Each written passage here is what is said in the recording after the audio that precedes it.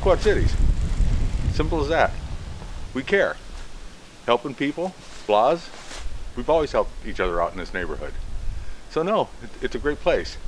Look up down here. They're shoveling. People, they don't even know each other.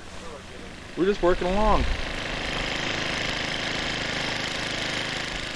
I saw guys working in the street here earlier, which was really nice because usually when the plows go by, they leave a big pile right there at the intersection, so it's difficult to get in and out of the street here. So that's great. That's the neighborly thing to do, I think.